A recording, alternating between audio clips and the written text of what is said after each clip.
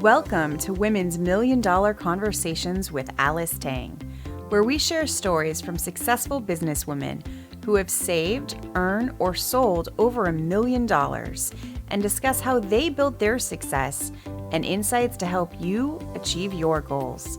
Now, let's join the conversation. Good morning, Kristen Meneghello, my wonderful friend since 2004.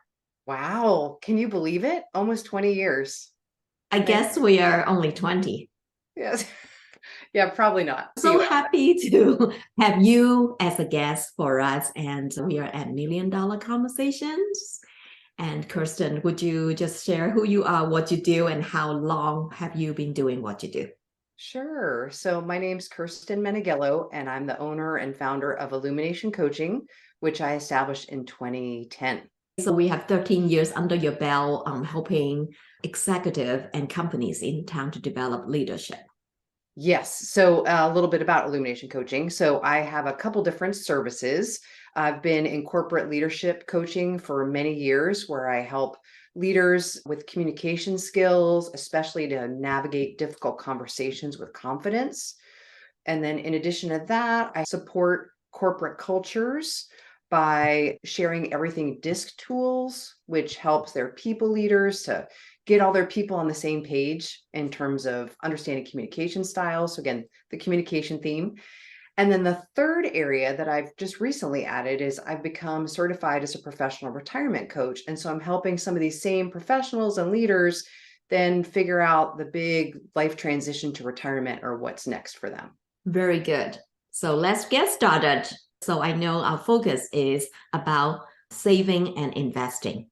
So let's go. Okay. What's the value of money for you? The value of money is really just the ability to have freedom and to have choices. So when you have money, you can choose if you want to give it away. You can choose if you want to take that vacation, purchase something. It just represents choice. Freedom of choice, what we heard is so that we can decide what we want to do, when we want to do, how we want to do. Yes. And for many is when to walk away from work when you want it, when it's stressful or for no reason. I just want to play. Exactly. It's different for each person. That's so right. It's nice to have the menu of options available to you. Very good. In your many years of putting a saving plan, investing plan together to your first million, how long does it take for you to get there? And what are some of the bias of getting there? So the first million probably took about 15 years, actually. It's not like it just happens overnight. My husband and I started out with a lot of debt from graduate school. And so we were at a negative net worth and had to be really diligent about saving, budgeting, and taking all of our discretionary extra income and pouring it towards paying off the student loans and maximizing our company retirement plans. So the more that you can maximize that tax deferred savings and start investing in the stock market is a tremendous value. And then once you get to the 1 million, it's easier to get to the second and third and things like that too, because you've got the compounding effect that helps as well. Very good answer. Actually, I am an advocate for people who try their very best within the number of years. In your situation, you mentioned is 15. Some people take 30, some people take 18, some people take 14 and a half. How about that? But the most important thing is to get to the one. Because once you get to the one, getting from 1 to 2 is not as difficult. It's very true. If we use a simple math, let's say the average investment that you're investing is doing 8%. At 1 million, that add another 80,000 is 108. Plus, you're going to save another 30,000 that year. Now you're at 1,000,011. And think about the next year and think about the next year. So thank you for sharing that concept again with our audience. What is some of the bias that you're running against when you're saving in your first 15 years? I don't know if it's a bias in savings. It's more bias in career. So I'm not sure if you want me to explore that a little bit, if that feels like it's related. Whatever comes to your heart now. So my background is in law. So I'm an attorney by training. And one of my earlier jobs was in charitable estate planning. And I think being a young female attorney, I was often not taken seriously by older male attorneys and financial Ah, advisors. There was just skepticism. Does she know what she's talking about? It was harder to gain that credibility due to my age and being a woman in a field that was largely dominated by men, which you can relate to, Alice, right? that's true. Because for many years, because of my height, everybody knows that I'm 5, but actually I'm a little shorter than that. And I have black hair and Asian. So a lot of time when I go to conference, until they look at my badge, they thought I'm an assistant.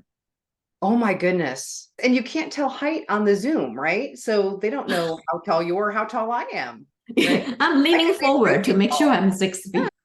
Absolutely not being taken seriously in the other sex dominated industry is one huge bias. And I'm sure that you and I are trying to help ourselves as we advocate ourselves and help other peoples that we're helping to break through the glass ceiling. So while we're talking about that, how about if we go to the next wonderful question? I'm sure there are times that you're contemplating, gosh, it is so hard to get to that million. So we quit, just take the money and go to Las Vegas or go to a place where we enjoy, let's spend $50,000. Yeah, no, it's true. I don't think about it necessarily that way because for me, it's two things. One is it's not about the money, like the dollar amount, but what it represents. So again, those ultimate goals of having those options and those choices, that freedom, but also something that I have tricked my brain into along the way is some people they get a dopamine hit when they go to the mall and buy a fancy handbag or something. I get a dopamine hit when I put money in savings.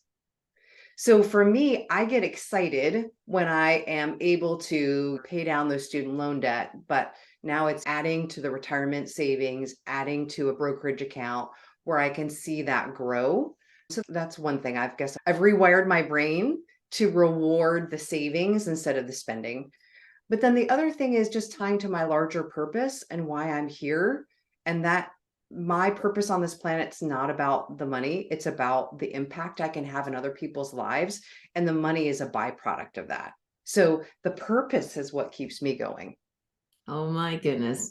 When you make big decision, do you just go with your gut or do you just do a bunch of worksheets, right? Calculate the pros and cons. And how do you make a big decision when the stakes are very high? Yes. So I think decisions as a whole, just general decisions, how about that, are guided by my core values. And I often work with clients to identify what their core life values are, and they change over time. But when we're grounded in what our values are, we make better decisions because they're in alignment with our kind of core being. And so I have mine listed on my whiteboard here. I'm looking at them right now. And my top ones are respect, integrity, authenticity. I've got a few more there. So when I think about a decision, I go back to that place. How is that showing respect for myself and others? Is that being in integrity? Am I being authentic? And so I ask myself those questions. And the financial side, certainly those things come into play. And I trust my financial advisor. So I don't have to figure out it alone. And that's why your role is so valuable because you're a partner for your clients in their world to help them make these big decisions too. So you don't have to go it alone. Very good. There is an African quote that I learned when I'm here. It says, if you want to run fast, run alone.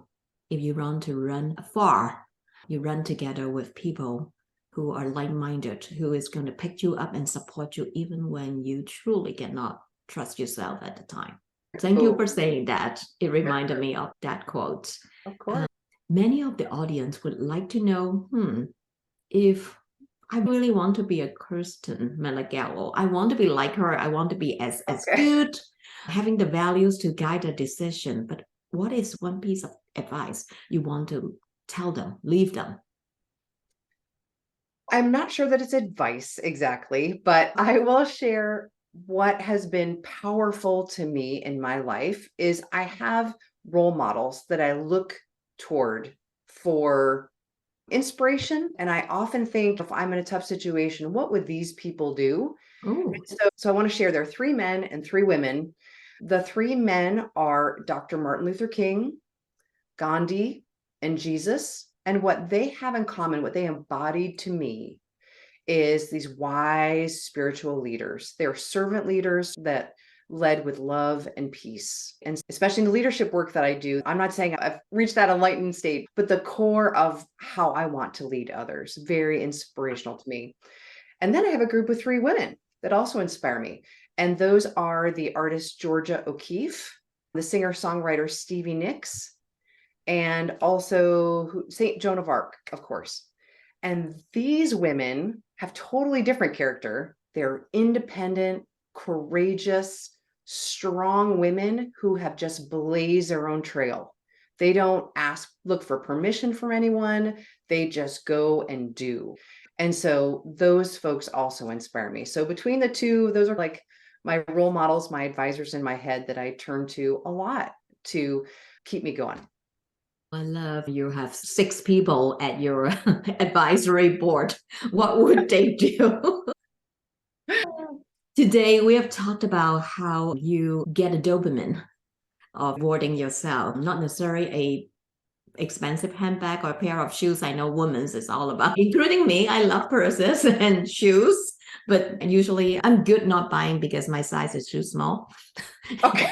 So Is I that can your say secret? something Okay, here. good. But getting a dopamine, I want to reiterate, of rewarding yourself by investing in your future so that you have that freedom of choices is very important to today's guest, Kristen. And I hope it's important to you, because if it's not important, then of course there's many reasons why you shouldn't be doing it, right? Why you haven't done it. Yes.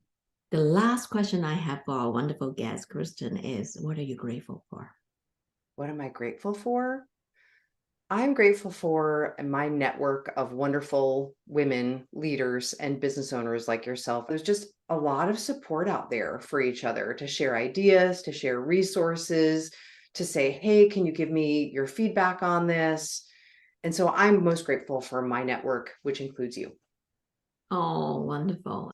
Thank you so much for this wonderful conversation. Okay. Bye. Bye.